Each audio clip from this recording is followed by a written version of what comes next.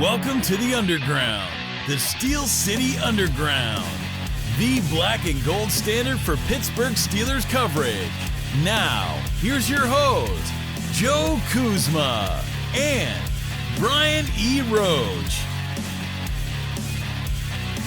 Hello, everyone, and welcome to another edition of the Steel City Underground podcast. My name is Joe Kuzma, and joining me forever by my side, it seems like, one Mr. Brian E. Roach. Hey, Brian, it's been already the dog days of the NFL season, with the exception of this one last kind of event before the news dies down, leading into guys practicing in shorts and whatnot. So, first of all, I will ask you, how you been doing, my friend?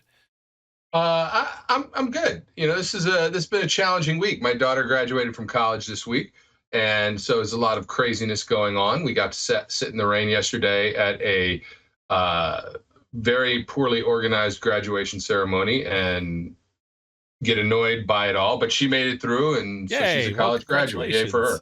Yeah, that's great. Maybe we ask what your daughter's major was. Creative writing. Oh, hey, right now the apple doesn't fall far from the tree, does it? So, well, believe it or not, mine was professional writing and editing, English with a computer background and everything like that. It's strange that I'd be, doing communication type stuff with a podcast and writing with a website, right? Very, coincidental. So, well, mine is TBD.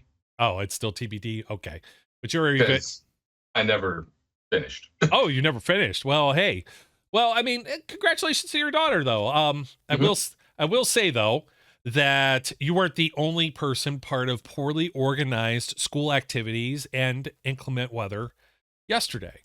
And that's part of the reason. Well, obviously the NFL schedule released at 8:00 Eastern yesterday. So we were holding on this show. That's why we did one kind of midweek last week. I know we've been all over the place. Most teams are pretty good about, checking us out whenever we drop. So we do appreciate you. But let me say this real quick. Coaching my daughter's soccer team, it was like pouring down rain. We're right up to like 5 o'clock. I'm like, am I going to cancel practice? And then the sun comes out. It was like just rays of sunlight. And then it started raining as soon as we finished practice. So she's transitioning to a middle school now. And talk about poorly organized. It was supposed to be an hour-long thing that went an hour and 45 minutes because they had, she's going into the 6th grade. They had current 8th graders, and they broke them up into groups. And this girl, bless her heart, she was so nice. And she really knew, but we didn't have to see every single little thing in every single class. Oh, man, it was exhausting. This is where you sharpen your pencils. Exactly. And this is where the bunny died. And this was the project that I did 2 years ago for Mr. Williamson, whatever, and it was just like, I wasn't like the only parent that was getting a little like impatient and just irritated. We're like, man, we've been doing like, it's time to go. We need to eat.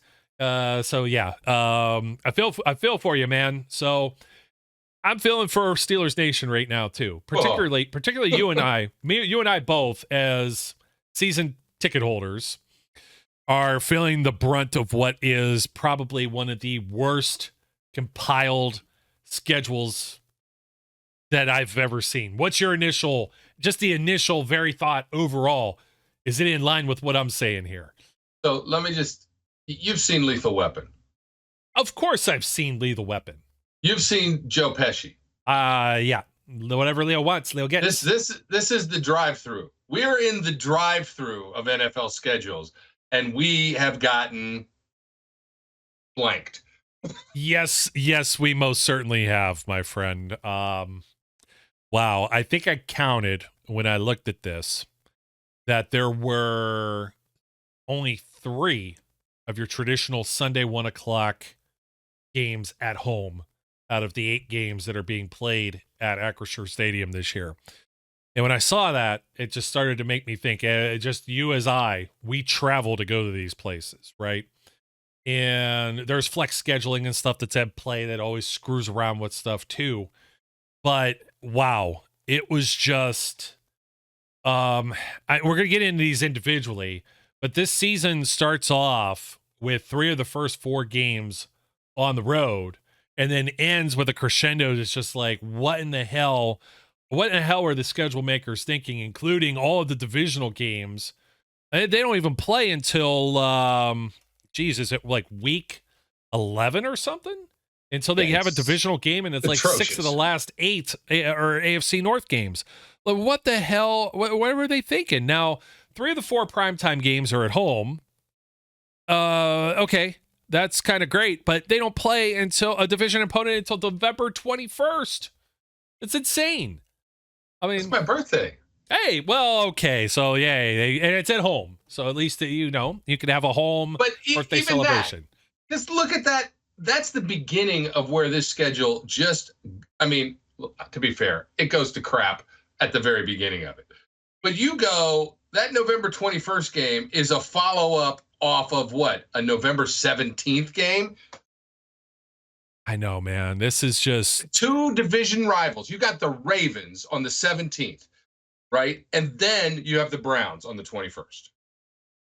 Yeah. I got a major bone to pick with this whole thing, of course. So there's the overview, folks. Okay.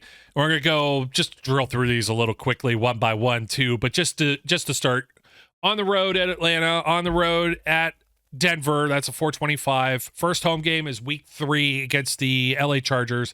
That's one of the 1 o'clock Sundays. Put your bids in for my home openers because I'll be in Scotland. Oh, man. And I know that didn't make you happy to see that. You're just like, what are the odds that they open at home? And it's when you're out of town, and it's in week 3. It's late in September. It's probably going to be, and we'll be lucky if there's good weather too when you get to October 6th with the Cowboys. That's a primetime game. So in between that, they go to Indianapolis, short road trip. So then the Cowboys, the Las Vegas Raiders, then they're back home for the Jets and the Giants back to back. Now that game's on my birthday, October 28th on a Monday night. Don't even go any further. Pull that back up. Okay, my friend. Here you go.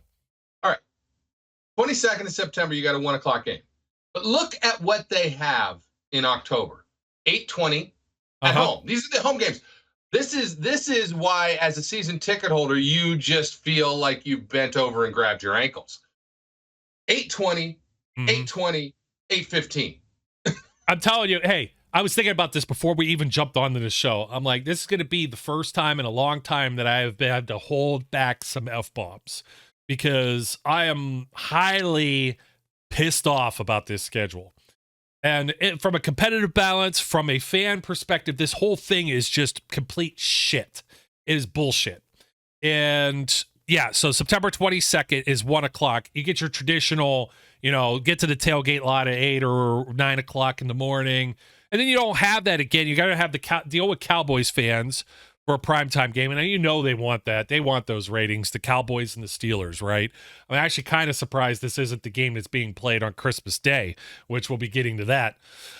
So yeah, Aaron Rodgers game, and so 3 straight games at home for your season ticket holders are all primetime games. These are games where people are like, I got to get up Monday morning, or hey, do I make this commute Monday afternoon to go to a Monday night game? Even if you can't make the game, oftentimes Brian may not make it to a game, as he's just alluded to, and you want to sell these. Now, this is where I was surprised, Brian. I'm not sure if you saw the tweet, but Aditi Kikwala, who we very often say, I still don't think she's a Steelers fan, but she did come out and say she's a Steelers season ticket holder, which means somebody in the family, maybe husband or whatever, is a Steelers fan. And she's expressed all of these various same sentiments that we had, because when you can't make one of these games, like a Thursday night or something, or it's like a lowly opponent like the Giants, it's not going to be that's not a high demand ticket for people that want to get out of a Monday game, and you end up eating money, and it's a substantial sum of money for when you're talking about NFL games, right? Even as a season ticket holder, even on the resale, but on the resale market. I had the schedule up, but let me bring that back down for a second. You put them on the resale market, you don't realize just how much of a chunk that Ticketmaster or StubHub or whatever is taking out of this. So yes, you are taking it in the behind. So anyways, let's move on, my friend. Let's take a look. I was talking about the Giants. There's finally a bye week. It's in the middle of the year. That's actually kind of cool. And then they have to go on the road immediately after to Washington.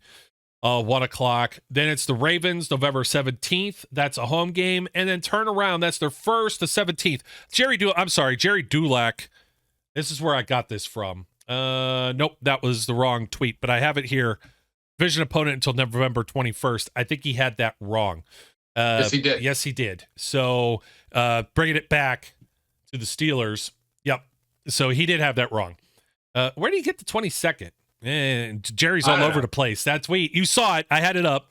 There it is. Yep. Unprecedented quirk in the schedule. Jerry Dulac, division opponent until November 21st. Okay, maybe I read it wrong. All right, so we're back. Now you go from the Ravens, which is always like, Those are the two most physical games they're going to have all year. The Browns and the Ravens are going to be both very physical games. Slobber knocker. And to back them up with 4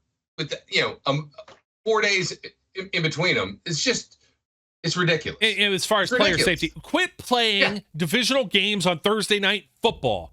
This is all. Well, we'll get back to this in a second. So then you have the Bengals, and then back to the Browns, and back-to-back Sundays. So you have a mini bye, and then you got to go on the road for the Eagles, December 15th. That's in that later window, 4:25, as is the Saturday game. A Saturday game, so you have a short week after going to Philadelphia to go to Baltimore, and then have another short couple of days to get ready for Kansas City at home, Christmas Day at 1 o'clock, and then a to be determined with the Bengals. That'll probably be your traditional Sunday 1 o'clock. So we're actually going to drill through these one by one, including the TV window here.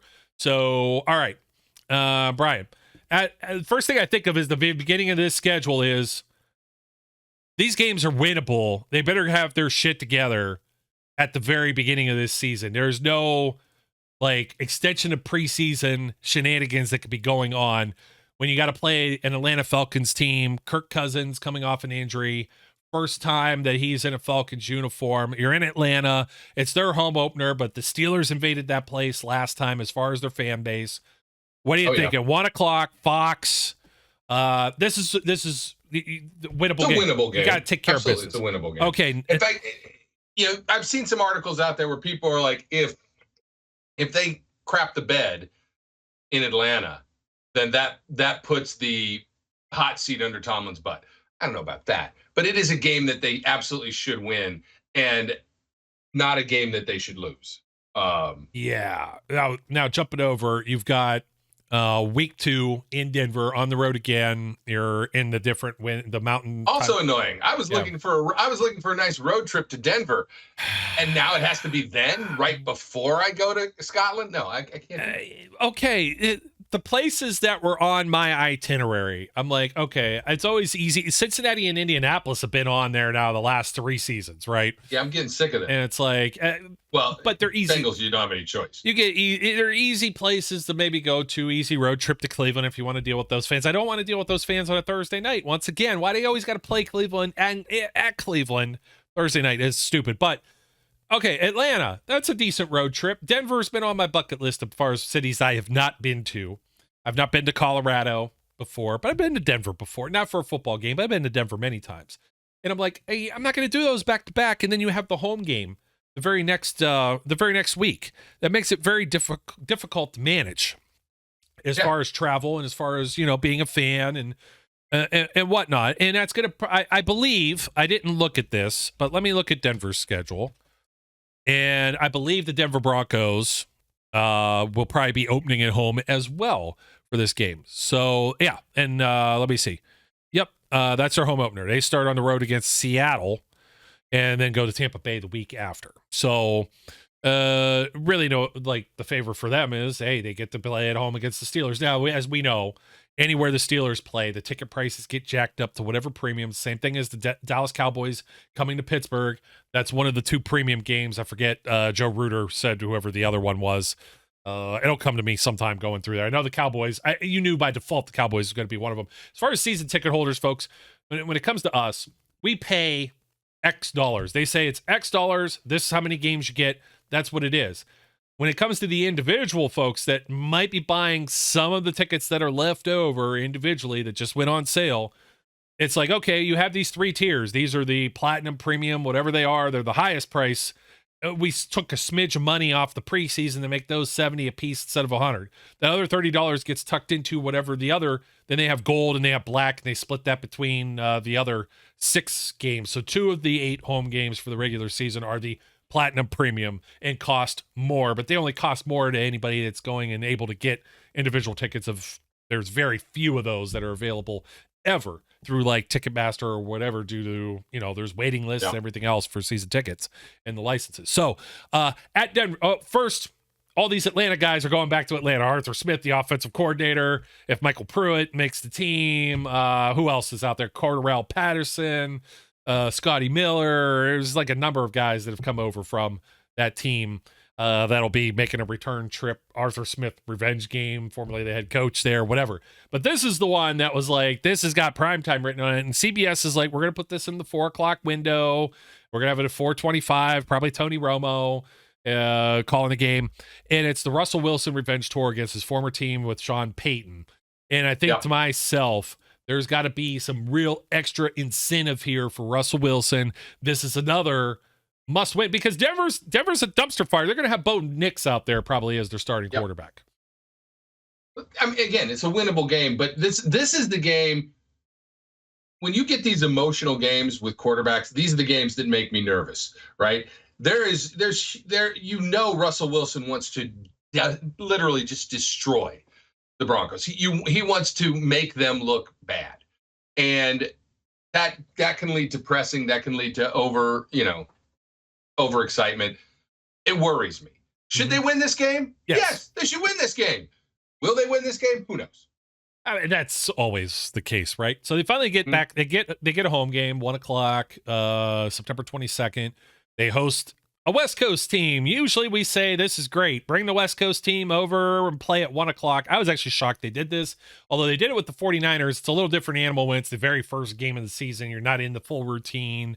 They have time to prepare. And 49ers always travel well, as we've mentioned in the past, coming over to the East Coast. They have their Youngstown ties with Eddie DeBartolo, the former ownership, and his family that now has it, Jed York, Denise DeBartolo York, whatever her name is. So anyways, they handle it. The Chargers, it seems like anytime the Chargers are supposed to play at 1:00, this game gets moved. It's happened like the last few times. So this is Jim Harbaugh, his coaching debut. I hate his guts, but this is another team that I don't have a whole lot of respect for on the surface. They've been garbage. I hate to give him his, flowers or whatever. They're half dead when I do hand him over. But he's a good coach. He should have them prepared. Steelers better be ready, but still should be a winnable game. They should be geeked up and ready to go, and they maybe get a team that's jet lagged. Maybe. Right. It's a winnable game. You never know. The Chargers have some talent, obviously, on their team. We'll see. We'll see how the retooling of the Chargers to fit the Harbaugh personality goes. That'll be interesting. Is he going to have Herbert running around a lot, or is Herbert going to be the problem all of a sudden and shipped out of town, to which I will gladly take him? But his contract is a whole lot of something for a guy that hasn't done a whole lot of anything. Those wide receiver contracts are getting there too, Brian. Like they're creeping up. So, But this team, they lost a lot of their players like Keenan Allen and Michael Williams, and like Austin Eckler is out of town too now, I believe. Bud Dupree just signed there though. He took it over, coming back to the Steelers to be outside linebacker edge 4 because of Nick Herbig, which is probably a better deal for him. This was another one. It's like, how many games can you maybe go to in a row? Atlanta is kind of close. Denver was on the bucket list destinations, but here you go. The Colts early in the season. Anthony Richardson going to be playing. Hopefully you'll see if he's healthy. It's a different Colts team. Folks that are trying to go there, they've gone and taken over Indy before as far as Steelers Nation goes. But at week 4, there's still enough excitement about this and enough unknown about these teams that people aren't going to wholesale or fire sale their tickets and just let Steelers fans just waltz right in the front door. So it's another disappointment, because a disappointment here that, you have Atlanta a little later in the season. Hey, maybe those tickets aren't as expensive. You can get in there. 1:00 game, CBS, depending on where you are in the country too. I think I'm going to throw something out there. I think you've seen the graphics that's been floating around about the cost of watching all of the NFL games if you wanted to. You got to have like the $73 a month YouTube TV. You got to have like the $300 Sunday ticket package. And then you got to get Peacock, and you got to get Netflix now, and you got to get, all of these streaming platforms and everything else. It was still under $1,000. I remember when I had DirecTV, I cut the cord in around 2018, got rid of DirecTV. Used to have the pack, it's a Sunday ticket package and everything. I was paying $200 a month for just DirecTV. 5 months of the season, if you go September through January, that was $1,000 right there. So everybody, shut your pie hole. You only need Peacock for 1 month. You might even be able to get a trial that you're trying to throw out there. You can watch like a movie with the kids. Do something else with your life besides just watch the one exclusive game the Steelers might have on one of these services. You said shut your pie hole. Shut your pie hole. It just seems like it's like the old man yelling at the clouds thing about, trying to find where the game is and streaming. I'm on my soapbox with this because if you're local and you're in Pittsburgh area, you throw on the rabbit ears and it's on your local TV even if you're streaming it, right? The local outlets carry it no matter what. If it's on Netflix, doesn't matter. It's going to be on one of the 3 or 4 standard CBS, NBC, ABC, Fox stations that are in there that you can get for free if you throw up an antenna. You can get a cheap one for $10 down at the Wally World. Throw it on the back of your television, do a scan for the channels, and lo and behold, you also get it in high definition. You turn into Chevy Chase or something? Wally World. Hole. Yeah. That's go into the whole thing where he's kicks Santa across the front yard in Christmas Vacation. But that's the way I feel. Because people are just complaining about all these streaming platforms. I get it, man. It's like you paid for one cable bill and then that was it. But guess what? You have no contracts, nothing else. And you can watch the damn game just about anywhere because you can get it on your phone, you can get it on a laptop, tablet, whatever. You don't have to be, you could DVR the damn thing or replay it half the time too. You don't have to be affixed to a certain spot or find your spot at the bar or on the couch, whatever that time is. I tell you, back in the day, I was lucky in Northeast Ohio to even catch Steelers games over the antenna, didn't have cable, and then they started moving stuff off of, regular television, broadcast, network TV over to ESPN. I didn't have ESPN. So it's now you can get every game, but guess what? That comes with a cost. Oh, and that's exactly it. The world's smallest violin is playing because of it. At least you have the option to get the games.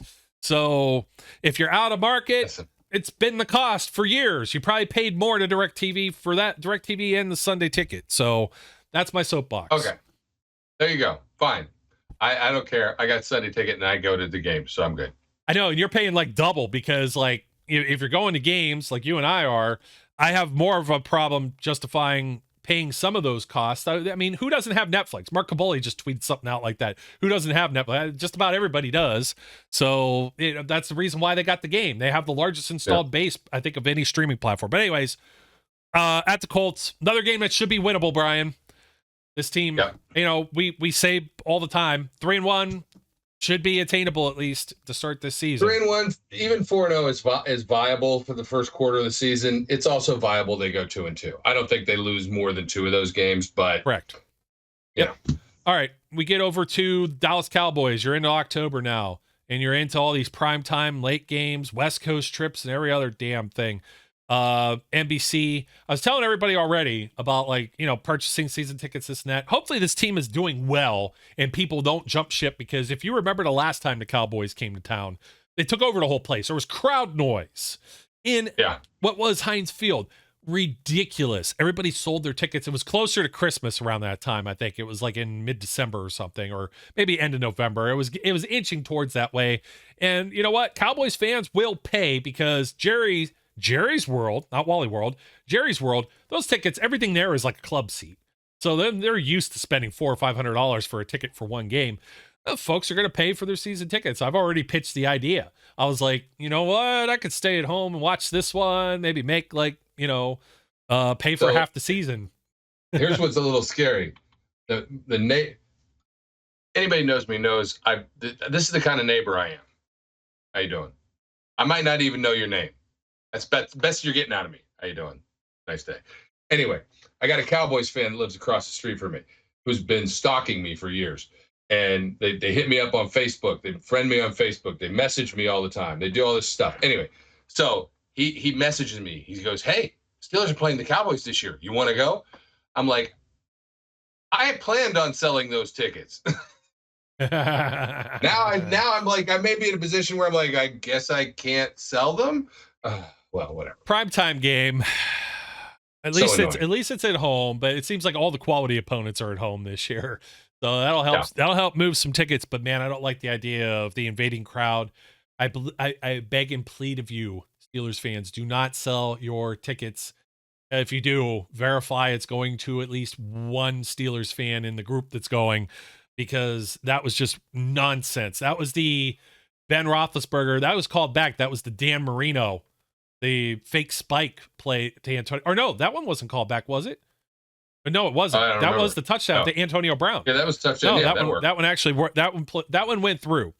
I was trying to remember, because I remember there's been some plays where it's like, oh man, that would have been awesome if it actually counted. Like Antonio Brown stepping out against the Dolphins on the hook and ladder play in that game, and he stepped out by just like a few blades of grass, a hair. I mean, yes. Oh, that was so crazy.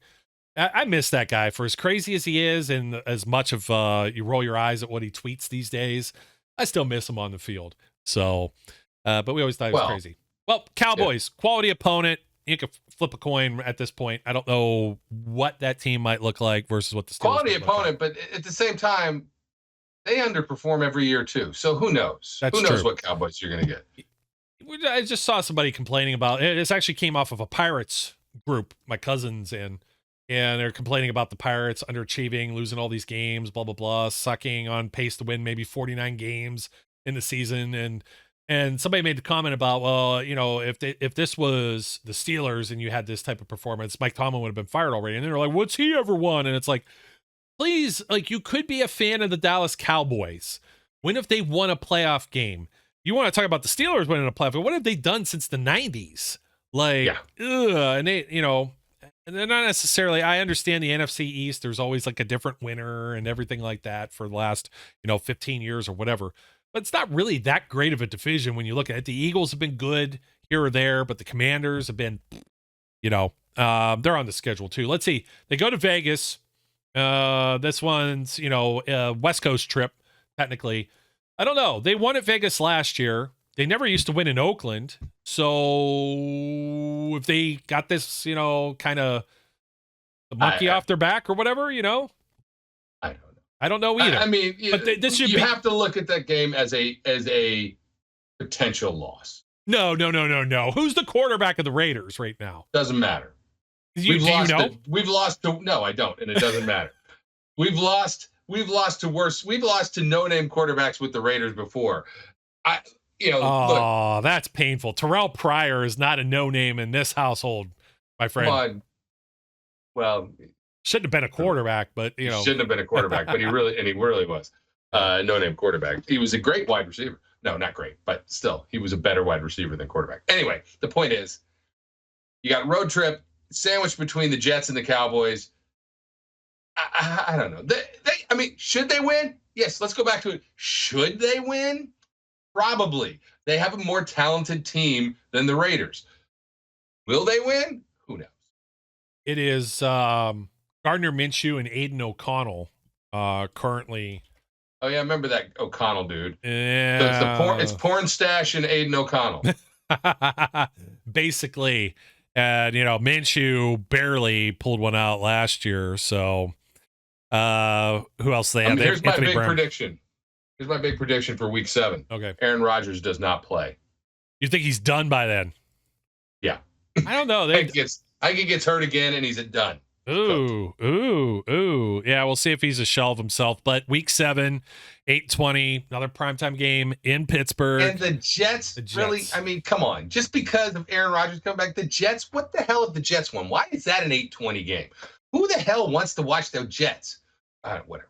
Well, I mean, the Jets had a lot of primetime games. They had a lot of bad quarterback play. Aaron Rodgers only playing 4 games last year, but they were still in the conversation into late December last year, even without him. So, we shall see. New York Giants.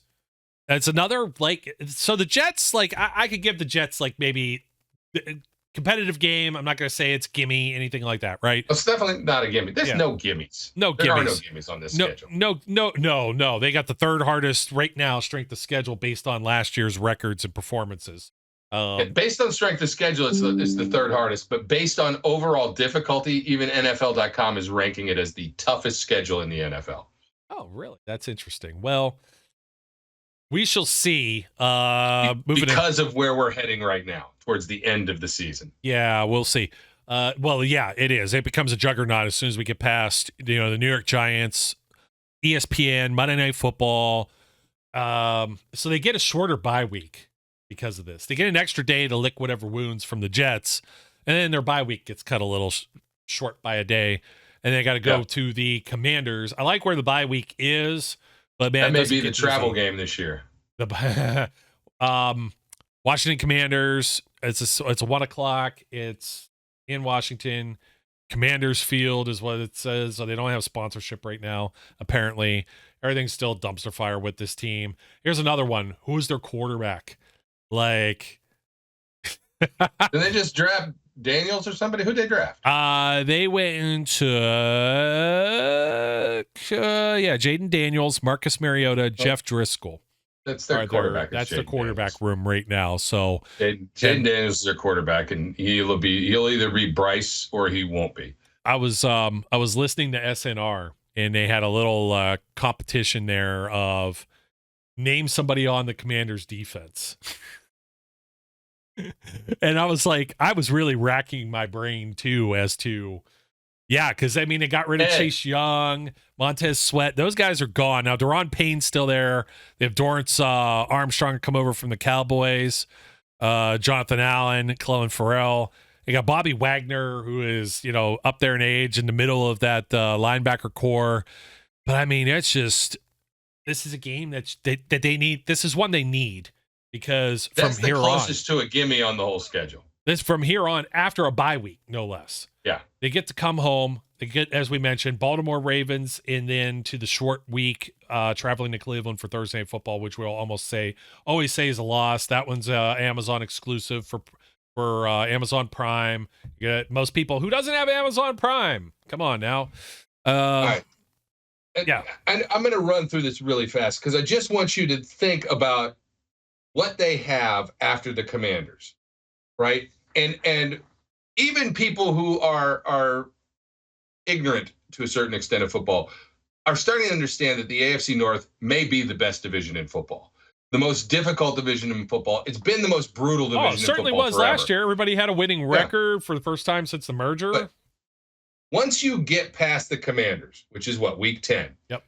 Ravens, Browns, Bengals, Browns, Eagles, Ravens, Chiefs, Bengals. What the hell is that? It ain't right. Okay, so Ravens at home, maybe carry some momentum. That's the game. Usually you trade, right, when it comes to Ravens, and we think they're going to lose. Lost the Ravens in a while. Yeah. So at some point they will. And that's even with Kenny Pickett and Mitch Trubisky and Mason Rudolph and everything else. Now, I understand the last one, they sat some guys at the end of the year, blah, blah, blah. But that was a sloppy game, dude. They still could have won anyway, I think, even with starters because of the rain.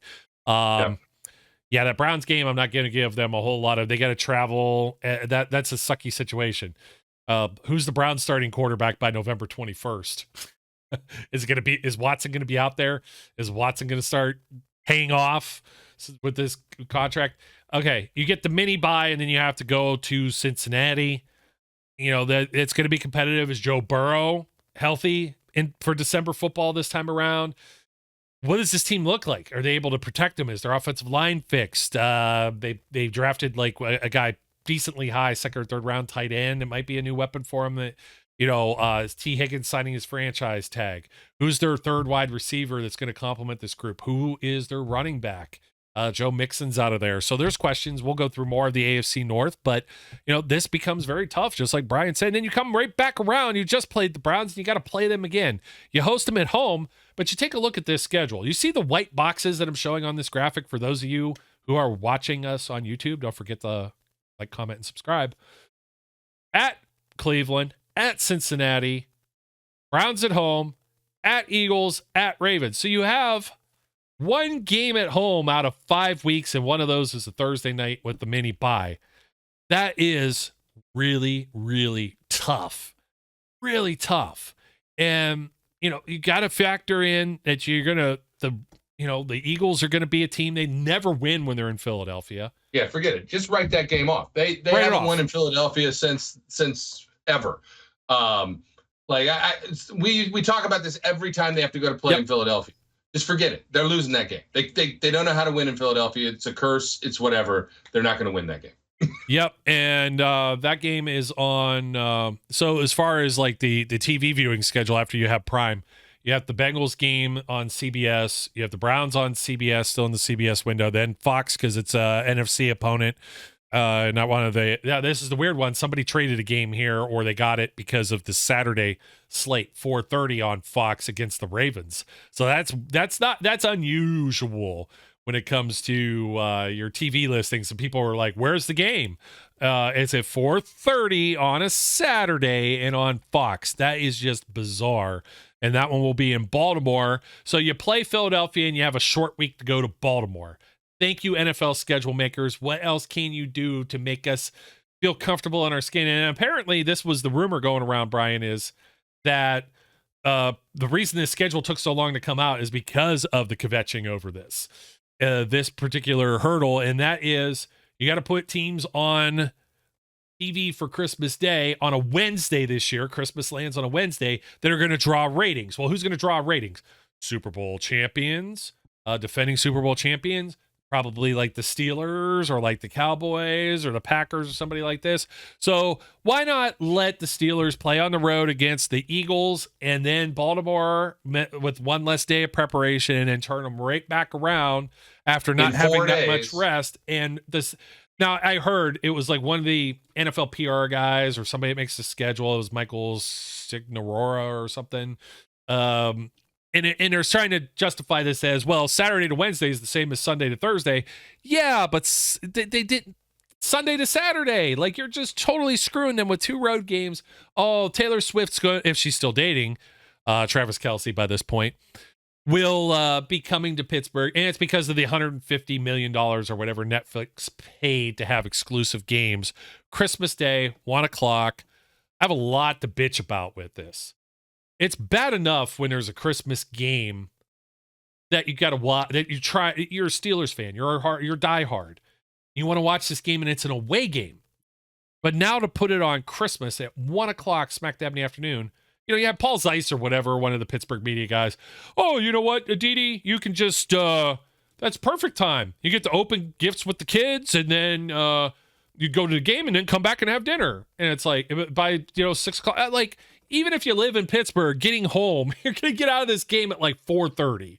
Okay. Not getting home for dinner. No, and the people that travel like you and I are completely screwed on this whole thing. That's another game. I'm not going to that game. Yeah. Right? There's no way. I'm not going to that game. And Christmas Eve game was tough to sell. Christmas Day game will be even tougher to resell. So for those of you that want to go out there, and if you give it a gift, hey, that's great. Somebody like Flash that's maybe, still got the girlfriend, he's playing the adult life, but he doesn't have kids yet. And they can run around and do this type of thing. And, some people, maybe they don't have the big family I have obligations. I have several obligations. I get pulled around like the Four Christmases movie with Vince Vaughn and Reese Witherspoon. I got to go to all these different places to do all these different things. And now you lay this shit on me? Like, come on, NFL. Like, I was irate. As soon as I saw the rumor for it and then they made it official, I was like, you assholes. Like, that's all I could think of. Like, that's ridiculous. And not only ridiculous, I started to get the inklings that, they're going to play the Ravens before this. And now everybody's just saying, well, you know what? Ravens got to go play a game too. And it's like, who are they playing? Like the Texans? Like, Well, to be fair, the Texans are a hell of a lot better than they were. They're not better than Kansas City. No, they're just a hell of a lot better than they were. And hold on. I'm trying to get this correct. I want to make sure that I've got the other Netflix game. Yeah, here it is. So the other Netflix game is at 4:30, Ravens versus Texans. So it's played. They got to go on the road at least. After playing at home, they have to lick their wounds on a short week, but they get to play the Chiefs in the first game of the season, And I'm like, that sucks. because one of them two teams are not going to have their stuff together. It's still going to be that extension of preseason. I'd rather they play the Chiefs here on Christmas Day when, now they're a well-oiled machine and you know who the teams are. That just it just doesn't seem right to me. You have these high-powered matchups right out the gate. It's like playing a division game to open the season, Like here's the thing. This year, the schedule is set to have Cincinnati win this division. It sure is. The is. Ravens have a tough schedule. The Browns have a tough schedule. The Steelers have a tough schedule. I think those three teams have the top three most difficult schedules in the NFL, right? Or very near it. The Bengals do not. Now, of course, this has to do with the fact that they were last place team last year. They just, so this is set up. If the Bengals don't win the division this year, they don't really have any excuses for doing so. It's a brutal schedule. When you just walk through those last 7 games or 8 games of the year, as I said, once you get past Washington, every single week is a playoff game. Every single week. Yep, it sure is. Does it feel like a 10-win schedule? No. It doesn't on paper for me, dude. Can it get there? Those first 8-9 games, like if you can go like 7-2, you might be able to limp in somewhere, depending on what happens with the other AFC North games. Those could all be coin flips, and maybe they get to 10, and hopefully 10's enough to get into the postseason. Let's be realistic. We have no idea what this team is going to be at this point, right? What we think we can count on is the defense is probably better than it was last year. You got Patrick Queen in there in the middle. You've got, what looks like a decent second corner in the guy from Carolina. Dante Jackson. Dante Jackson. You've got, maybe some weakness on the D-line, but maybe not, because Benton should have a better second year. We expect growth there. Herbig should have a better second year. We expect growth there. If they can stay healthy, the defense is going to be the key to this team, because you just don't know what the hell you're going to get on offense at this point. You don't know if Russ is going to be good. You don't know if Justin's going to be good. You don't know what the heck the receiving core is going to really look like yet. You've got what looks like a solid offensive line, but I don't know how you go against Kansas City and the Ravens and the Bengals repeatedly over and over and try and just win by running the ball. Maybe. Never know. Stranger things have happened. Yep. We'll see, especially with guys that hold the football for an eternity as your guys under center. So, Christmas Day, Taylor Swift, Sierra, Russell Wilson's wife. She don't get talked about as much. Maybe there'll be a Jello wrestling match. I wasn't asking for that. Have you seen Taylor Swift? She just doesn't do it for me, dude. Oh, I like her money, but the rest of her. Wilson's, I can't even know, because I don't even know who the hell Russell Wilson's wife is, right? I just know she's famous, but I don't know who she is because I never listened to her music. Okay. I don't listen to Taylor Swift's music either. You know when the last time I listened to Taylor Swift's song? She sang at halftime at a Steelers game when she was very early on in her career. I don't remember that. She did. Some Tim McGraw song. She sang it at halftime. And that's the only time I ever purposely listened to a Taylor Swift song, and I didn't want to then. Okay. Well, I don't have that luxury having a 10-year-old daughter. So it's all that's just and that's I apologize to Heather about my Taylor Swift hate. She's not a big Taylor Swift person either, dude, believe it or not. I mean, having worked in the music industry, she doesn't say anything. Well, she probably gets more upset when I make fun of Eddie Vedder, and there's that'll get you blacklisted. She's a huge Pearl Jam fan. I mean, Taylor's I love Pearl Jam, Taylor's an acquired taste, but us both having young daughters, they're just that's who it is right now. That's the it person. But yeah, hopefully they show Sierra up in the box or whatever too. She's gonna pal around with Taylor if they're pals. I don't know, but both recording artists, whatnot. And I mean, Sierra, just Brian, I know it's not your genre of music, but she was certified triple platinum by the RIAA here. So and she's also been Grammy nominated, et cetera, et cetera. So She's accomplished. I know she's famous, but they just don't put her out there like they put Taylor out there. I wouldn't know one song that she sang. So this is how it boils down to getting this game on Christmas. Is Taylor Swift on Netflix, Steelers, and this was like one of the games where somehow they couldn't figure out. Well, we couldn't figure out where to put anything else. So this is the game these are the ones we have left that we need to put here now. These networks, they do like jockey for certain games, and they have like, it's like drawing straws for the tournament brackets for whatever sports and stuff you're in. They have like a whole media spiel with this, and it happened like about a week before this schedule or it happened a week or 2 weeks before or whatever with the schedule release. But they put in, they're like, this is the games we want. They need to be at this time. And that's how they finalize all of this other stuff. And Netflix is the one who really threw the wrench into this whole thing and screwed everything up. So you could thank them. I'm mad at them as far as I'm concerned. I was ready to get rid of my damn Netflix subscription. Now they got a Steelers game, and they're going to be carrying Monday Night Raw here for WWE into the next year too. So it's just like, that's like, damn it. I was trying to get rid. I was just had that whole thing about all the streaming services, but I wasn't planning on keeping them like every single month. It's like I could binge watch some stuff and quit and then come back whenever I feel like it. That's what I do with Apple TV Plus or whatever. Speaking of the Netflix, have you watched the Magic Prank Show?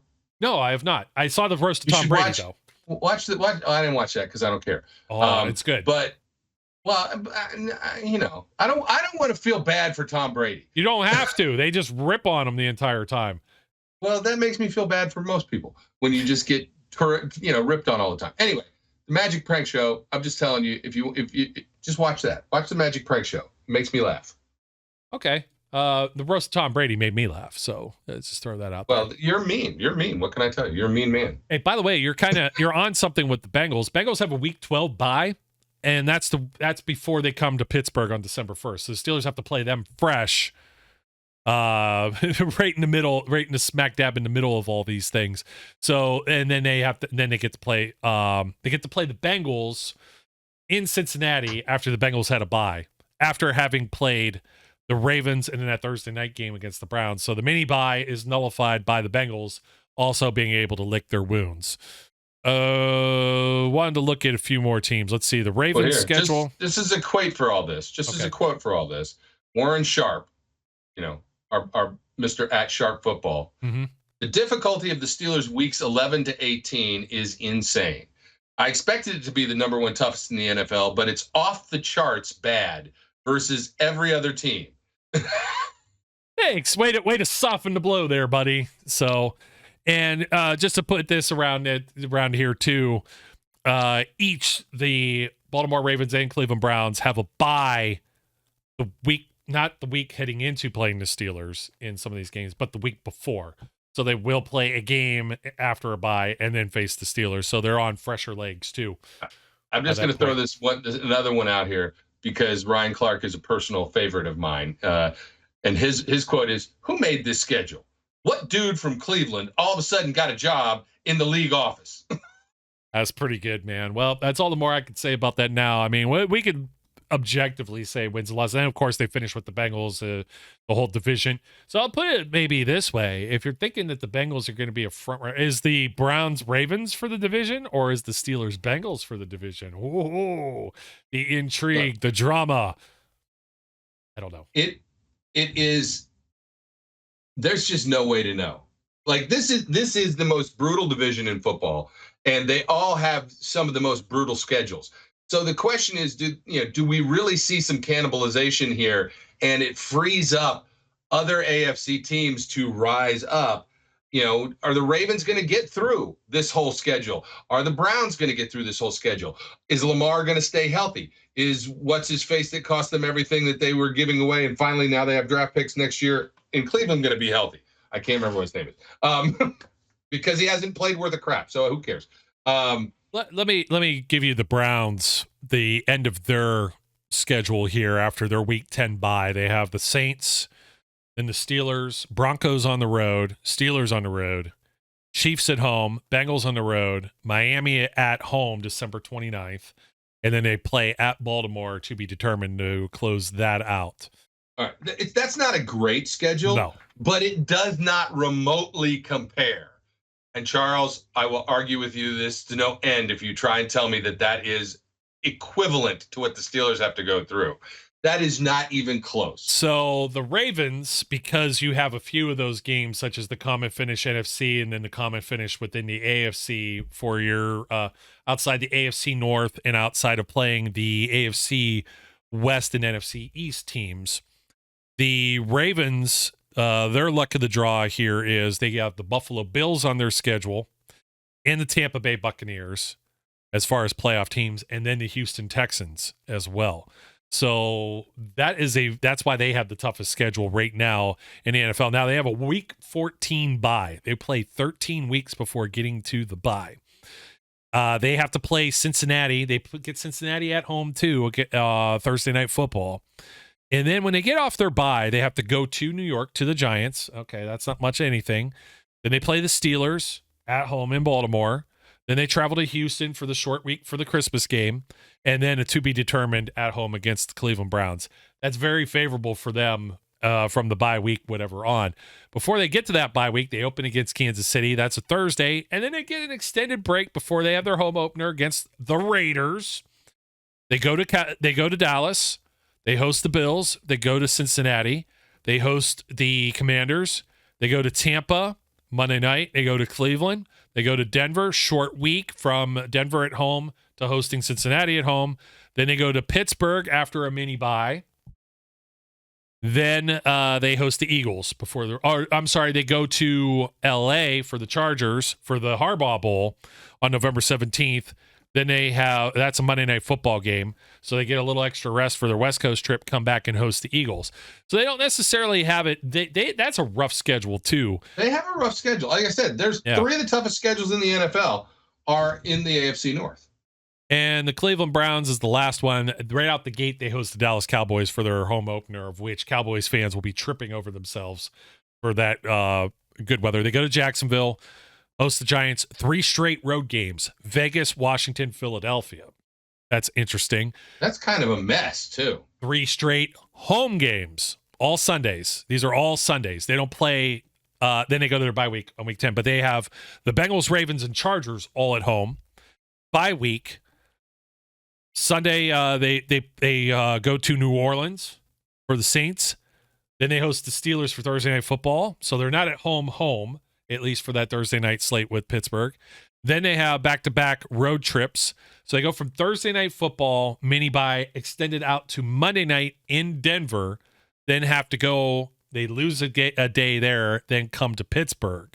They will host the Kansas City Chiefs after that, and then have another Thursday night game against the Bengals in Cincinnati before hosting the Dolphins and then going to the Ravens, as I was saying there. So there's a lot of screwy stuff. They go from having no primetime games to having 4 of them out of the last 8 games, half of their games in primetime toward the end slate. And we don't know when their last game will actually be. So nope. That'll do it for us, Brian. We shall see. I did not mention Steelers have 2 preseason games also to start the preseason, weeks 1 and 2 of the preseason right out the gate. So there's a Friday and then a Saturday. Hit me up if you want preseason tickets, because I'm not going to those. Yeah, we'll see. Maybe I'll hit you up. I don't know. I was already complaining about, I really don't want to do 2 of those.